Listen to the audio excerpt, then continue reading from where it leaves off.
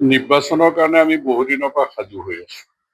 এনেও নদুৱাৰ সমষ্টি আমি এডভান্স হৈ থাকোঁ। আপোনালোকে পঞ্চায়ত ইলেকশ্যনৰ আগতো দেখিছে আমি কেনেকৈ গোটেই চেণ্ডিডেট আমি কিজানি 3 মাহমান আগতে ঠিক কৰি থৈছোঁ।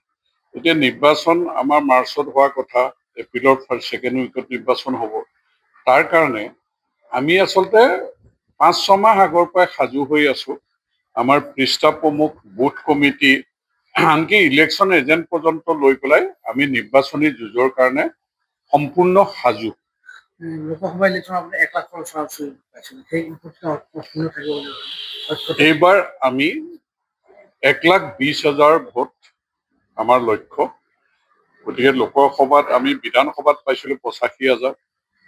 আমি তেতিয়াও কৈছিলো যে আমি 85,000 ওপৰত যাম বুলি। গতিকে 85,000, 84,000 কিমানত আমি ৰৈ গলো। 24 লোকসভা নিৰ্বাচনত আমি কৈছিলো আমি 1 লাখ ভোট পাম বুলি। আমাৰ 3টা বক্স গণিবলৈও থাকিল, আমি প্ৰায় 99,000 আমি পাই গলো। আৰু এতিয়া আমি গোটেই হিচাপ নিকাচ কৰি আমি 1,20,000 আমাৰ লক্ষ্য। গতিকে আমি 1,20,000 আমি উপনীত হ'ম। নগাঁও সংসদত 16গৰাকীয়ে কংগ্ৰেছৰ প্ৰাৰ্থীৰ দাবীদাৰ। এতিয়া আপুনি পৰাভূত কৰাৰ ক্ষেত্ৰত কি ধৰণৰ পদক্ষেপ ল'ব? চাওক, আমাৰ যুঁজখন কংগ্ৰেছৰ লগত হ'ব।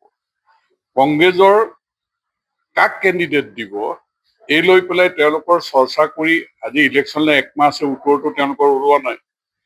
গতিকে তেওঁলোকে এতিয়ালৈকে সিদ্ধান্ত ল'ব পৰা নাই বা তেওঁলোকে ইউনাইটেড কৰিব পৰা নাই যে 16জন কেণ্ডিডেটৰ পৰা এজনক দিবৰ কাৰণে।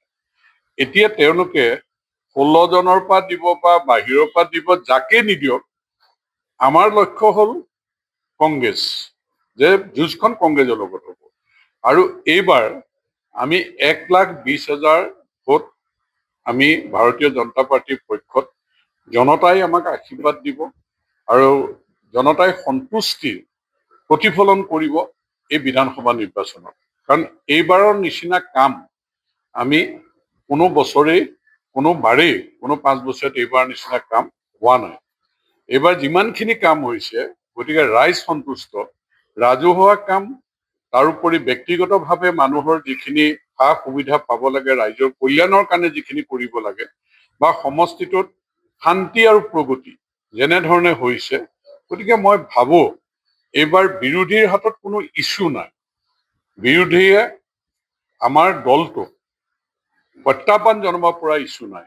আৰু সন্তুষ্টিৰ এক চূড়ান্ত নিদৰ্শন মই আপোনালোকক কওঁ যে মুখ্যমন্ত্ৰী ডাঙৰীয়াই যিটো জন আশীৰ্বাদ যাত্ৰা আৰম্ভণি আমাৰ জিলাখনত, আৰু সেই দিনটোত 6টা বজাত মুখ্যমন্ত্ৰী ডাঙৰীয়া পাব লগা সভাখনত 11:30 বজাত পাইছে।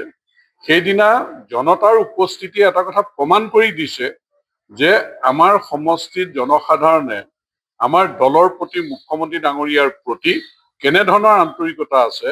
হাজাৰ হাজাৰ মানুহৰ নিশা 12 বজালৈকে উপস্থিতিয়ে সমগ্ৰ ৰাজ্যখনতে যে ভাৰতীয় জনতা পাৰ্টি দুৰ্গ হৈ আছে সেইটো প্ৰতিফলন হৈছে।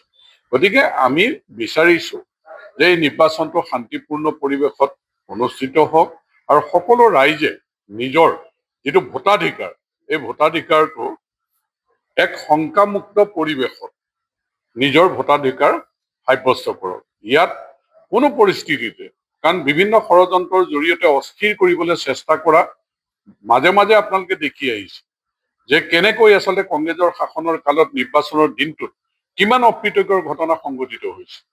গতিকে ইয়াত ষড়যন্ত্ৰ কৰি এনেকুৱাওতো হৈছিলে কংগ্ৰেছৰ নিজৰ মানুহকে তেওঁলোকৰ পুলিং এজেণ্টক হত্যা কৰি এক বদনাম দিবলৈ চেষ্টা কৰা, তেনেকুৱাওতো পঞ্চায়ত ইলেকশ্যনৰ আগতে আপোনালোকে দেখিছে।